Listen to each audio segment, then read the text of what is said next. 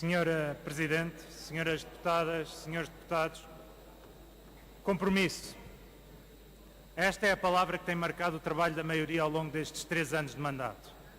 O nosso primeiro compromisso foi, é e será com os portugueses que, com enorme esforço e sacrifício, garantiram que o país cumprisse o programa acordado com a Troika, sem ter de recorrer a nenhum programa cautelar, a nenhum segundo resgate, os 2 únicos cenários que se colocavam no início do ano. O cumprimento das nossas obrigações internacionais contribuiu decisivamente para que Portugal voltasse a ser encarado como um país credível e atrativo para o investimento. Um tenue, mas consistente crescimento económico é hoje sustentado no mais importante dos indicadores, a confiança. A recuperação do indicador da confiança dos consumidores em junho, no seu valor mais elevado desde 2008, deveu-se ao contributo positivo de todas as frentes, sejam as perspectivas para a evolução da situação económica em máximos desde novembro de 2009, as expectativas sobre a situação financeira das famílias e das poupanças no valor mais elevado desde setembro de 2007, ou ainda as expectativas sobre a evolução do desemprego, que, embora ainda em valores inaceitavelmente elevados, registrou o valor mínimo desde julho de 2001. E neste âmbito importa destacar a trajetória do desemprego, assumido claramente por todos como o maior dos flagelos sociais. O desemprego desceu para 14,3% em maio, a segunda maior descida homóloga entre todos os Estados-membros da União Europeia. São menos 145 mil desempregados no total, dos quais 5 mil abaixo dos 25 anos de idade.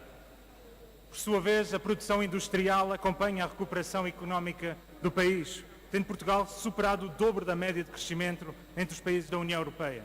E registramos ainda maior crescimento em matéria de inovação e o maior aumento das vendas a retalho de toda a União.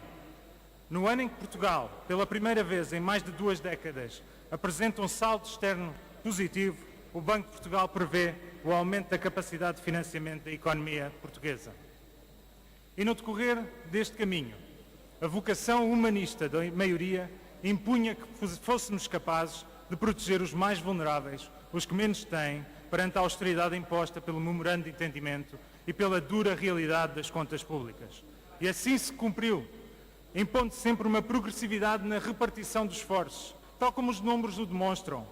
As medidas de consolidação orçamental tiveram o dobro de impacto no rendimento disponível dos 20% mais ricos do nosso país em relação aos 20% mais pobres que procuramos sempre proteger.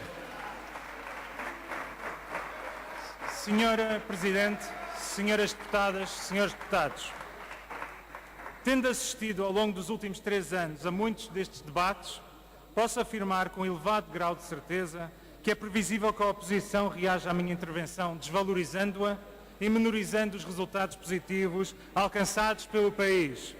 Mas, no momento em que eu saí deste púlpito, a oposição sentir-se-á tentada a dar destaque não aos nossos ganhos coletivos, mas aos sacrifícios diários pelos quais atravessam os portugueses, como se essas dificuldades não fossem reconhecidas por esta maioria ou por quem nos governa, e como se não fossem feitos todos os esforços, todos os dias, para proteger quem menos tem no nosso país. É nisto, senhoras deputadas, senhores deputados, é nisto em que se transformou o debate e a dialética parlamentares. E é precisamente isto que afasta os portugueses da política, é isto que alimenta a abstenção e é isto que descredibiliza esta casa, que é a casa da democracia. Por isso faço um apelo, aliás, lanço um desafio aos partidos da oposição.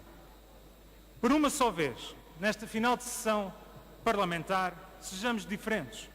Ao invés de se alimentar mais uma discussão oca, mais uma discussão circunstancial, mais uma discussão inconsequente, a oposição tem aqui a oportunidade de nos dizer, de forma clara, o que é que nós temos que fazer, o que é necessário fazer para definirmos em conjunto as linhas estratégicas para o futuro do país. Aliás, foi criada aqui no Parlamento uma comissão parlamentar para discutir as tão necessárias reformas estruturais, mas a oposição recusou-se a fazer parte desse debate. Se não é por via de uma comissão parlamentar, se não é por via desta comissão parlamentar, que nos digam o que é que propõem, como é que querem iniciar este debate.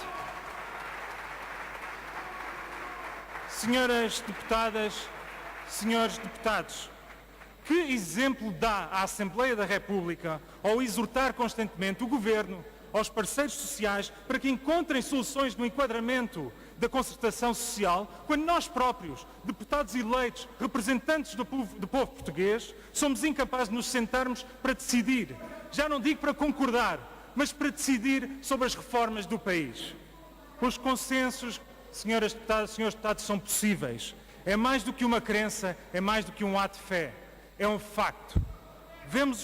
Podemos ver o caso e o exemplo do acordo sobre o IRC, ou o mais recente acordo assinado ainda esta semana entre o Governo e a Associação Nacional de Municípios Portugueses, aliás, num reconhecimento meritório ao esforço de reajustamento que as autarquias estão a fazer maioritariamente para cumprir. Os consensos são de facto possíveis. E sendo a política a arte da possível, os consensos são a sua expressão mais prática e a sua expressão mais visível. Entre as nossas divergências, senhoras deputadas e senhores deputados, há caminhos certamente comuns. Aliás, tem que haver. E é a nossa obrigação, perante os portugueses de hoje, mas sobretudo perante as gerações vindouras, acordarmos os principais eixos para o desenvolvimento do país. Permitam-me que eu termine citando Francisco Sá Carneiro. Dizia o fundador do PPD-PSD que a oposição é, para o poder em exercício, um estímulo e para o interesse comum, um fator de progresso. Como cidadão, gostaria de deixar um apelo. Como cidadão português, apelo a todos os partidos da oposição. Sejam esse estímulo, sejam esse fator de progresso. Portugal e os portugueses assim o exigem. Obrigado.